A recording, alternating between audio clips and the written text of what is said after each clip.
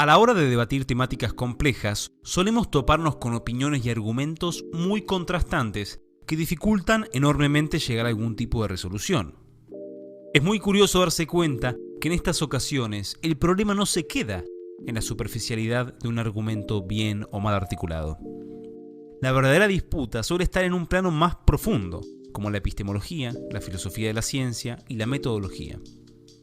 Si bien estos asuntos pueden llevarse hasta los límites del pensamiento humano, también podemos llevarlos al debate del día a día, en esta ocasión al marco de las ciencias sociales.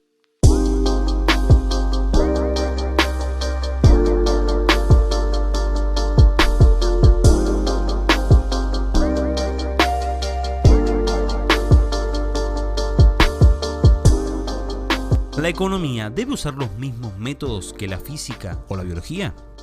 Para la Escuela Austríaca de Economía, la respuesta es no. Y aunque se la suele relacionar con el liberalismo y el país de Austria, el elemento que en realidad define esta escuela como tal es su particular respuesta a esta pregunta. Respuesta que está muy lejos de ser convencional, ya que esta choca con una teoría que predomina hace ya 2 siglos, el positivismo. El positivismo afirma que todo conocimiento válido debe provenir del método científico, o en proposiciones más extremas, que toda verdad debe ser empíricamente verificable. De esta manera, las ciencias naturales serían los únicos métodos apropiados para cualquier tipo de investigación. Por este motivo, los denominados iniciadores del positivismo, como el conde de Saint-Simon y Augusto Comte, extrapolaban el marco metodológico de la física a las ciencias sociales. En el caso de Comte, creó el término sociología, pretendiendo fundar una física social, un conocimiento indiscutible de la sociedad usando la estructura y la lógica de la mecánica newtoniana. Para Saint-Simon, del cual ya hablamos en un video sobre el socialismo premarxista, la sociedad perfecta llegaría mediante la planificación y dirección estatal de ingenieros y científicos.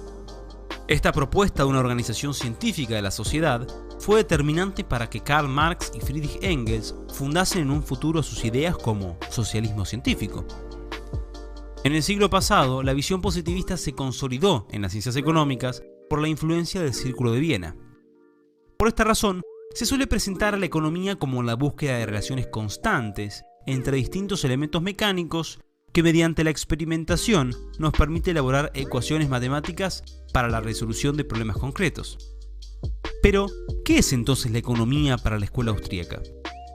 Para Ludwig von Mises, la economía es el área mejor estudiada de la ciencia general de la acción humana, la praxeología. ¿Qué tipo de ciencia es la praxeología? La praxeología es una ciencia fáctica, axiomática y deductiva. Desenredemos esto. En epistemología se suele dividir a las ciencias en fácticas y formales. Las ciencias fácticas estudian objetos reales, usan el método hipotético deductivo y sus juicios son sintéticos. En otras palabras, son las ciencias de la observación y experimentación, dentro de las cuales encontramos a la física, la química y la biología. Las ciencias formales, en cambio, estudian ideas u objetos de razón, tienen un método axiomático deductivo y sus juicios son analíticos. Nombramos de ejemplo las matemáticas y la lógica. La praxeología es un híbrido entre estas dos clasificaciones. Su objeto es real, como el de las ciencias fácticas, pero su método no es experimental, sino deductivo, como el de las ciencias formales.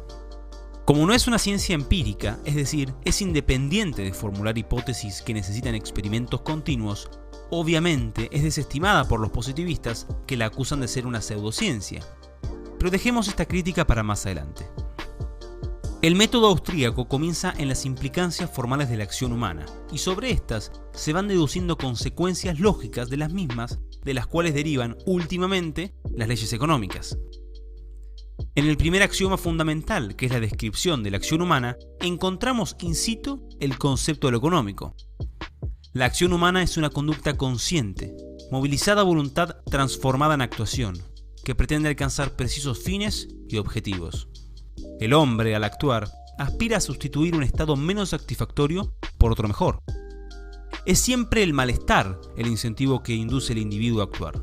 El ser plenamente satisfecho carecería de motivo para variar de estado. La praxeología trata de los medios y sistemas adoptados para la consecución de los fines últimos. Su objeto de estudio son los medios, no los fines. Estas citas del primer capítulo de La acción humana, el magnum opus de Mises, pueden ayudarnos a entender de qué trata la praxeología. Tenemos como axioma central que la acción humana implica el intento deliberado de pasar de una situación menos satisfactoria a otra más satisfactoria. De este axioma central se van deduciendo teoremas como los medios empleados para la satisfacción de las necesidades son escasos. Toda acción implica el acto de valoración. La ganancia es la diferencia positiva entre la situación lograda y la situación abandonada. Toda acción humana implica la satisfacción de necesidades prioritarias utilizando los medios que mejor conduzcan al fin, etc. El análisis y justificación de todos los teoremas y sus consecuencias en el marco social es obviamente exhaustivo de presentar, pero es fundamental para entender los fenómenos económicos, qué es el mercado, el dinero, los precios y el interés, o cómo se crea la riqueza y las depresiones económicas. La Escuela Austríaca de Economía, de todas maneras, no pretende defender un modelo económico o político en particular, sino que simplemente se limita a brindar un esquema lógico para entender de manera genético-causal cómo funciona la economía desde la acción humana. Por eso debemos traer a colación que los economistas austríacos no son necesariamente liberales. En todo caso, la relación que tiene la escuela austríaca con el liberalismo económico es que la gran mayoría de sus miembros ha llegado a conclusiones muy negativas sobre el intervencionismo en la economía. A continuación, describiremos dos elementos representativos de la metodología austríaca a la hora de abordar los fenómenos económicos. La primera es el individualismo metodológico, presente ya en la primera publicación de esta escuela, Principios de Economía Política de Karl Menger, publicada en 1871. Este sostiene que a la hora de analizar los fenómenos sociales, la unidad de análisis es la acción individual, en todo caso, la acción de un grupo de individuos, pero no la acción de un colectivo o un grupo con una conciencia o autonomía propia que sea independiente de las acciones de sus miembros.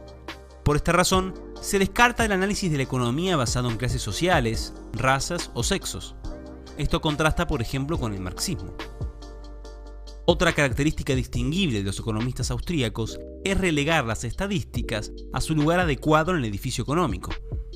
El análisis estadístico es muy útil para estudiar y describir la historia, pero no tiene la capacidad de enseñarnos teoría económica.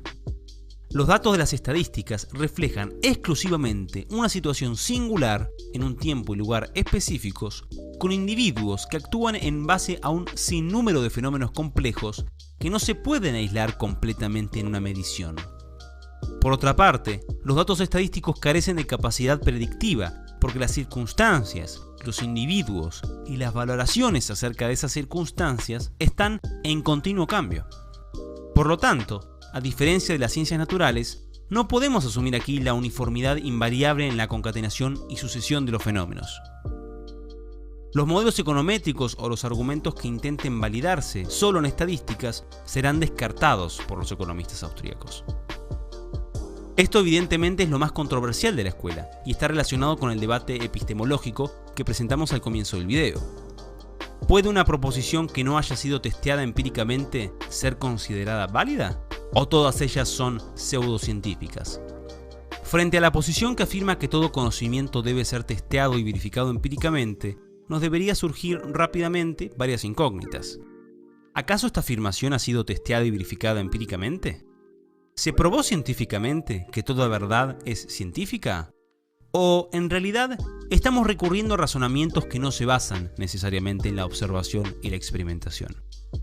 Y si existen entonces razonamientos válidos que no se basan en la observación y la experimentación, ¿no estamos refutando la posición inicial? Parecería evidente, y más todavía si tenemos en cuenta los debates en la filosofía de la ciencia que hubo entre Karl Popper, Thomas Kuhn, Imre Lakatos y Paul Feyerabend, que llevar el conocimiento a un reduccionismo sobre lo medible tiene problemas. De todas maneras, es importante aclarar que la presentación filosófica de la praxeología varía de autor en autor. Generalmente, la versión que se lleva a la mayoría de críticas y acusaciones de ser dogmática y determinista es la de Murray Rothbard, el apriorismo extremo. Para los interesados en un abordaje quirúrgico sobre las diferentes versiones de la praxeología, los problemas de cada una y las posibles soluciones al respecto, los redirijo a Gabriel Zanotti, un autor que tiene varios libros, artículos y conferencias hablando de estos temas. En muchas ocasiones encontraremos modelos y argumentos procedentes de estadísticas o formalismos matemáticos que sin embargo pueden ser completamente ilógicos. Y esto no solo nos debe llamar la atención desde un debate puramente económico, sino también desde los peligros de ver la economía como un juego de experimentos, de prueba y error. ¿Cuántas millones de personas han muerto gracias a planificadores e ingenieros sociales que cometieron la fatal arrogancia, diría Hayek, de poner en marcha sus modelos, ignorando por completo la naturaleza de la acción humana? ¿Cuántos gobernantes de nuestra actualidad han puesto en marcha políticas que llevaron a sus países de un relativo bienestar a la escasez y el hambre? ¿Cuántos autores han caído en la trampa de reducir la acción humana a un par de ecuaciones, proponiendo salidas a nuestros problemas que en realidad parecen o sacados de una novela distópica o de un cuento de hadas? Frente a estos casos, recordemos a la escuela austríaca, ya que sus deducciones lógicas quizás sean mucho más útiles que la gran mayoría de propuestas y diagnósticos que leemos en nuestros diarios. Deja tus opiniones, ideas y propuestas en los comentarios. No te olvides de darle me gusta al video si te gustó. Muchísimas gracias por verlo y los veo en el próximo.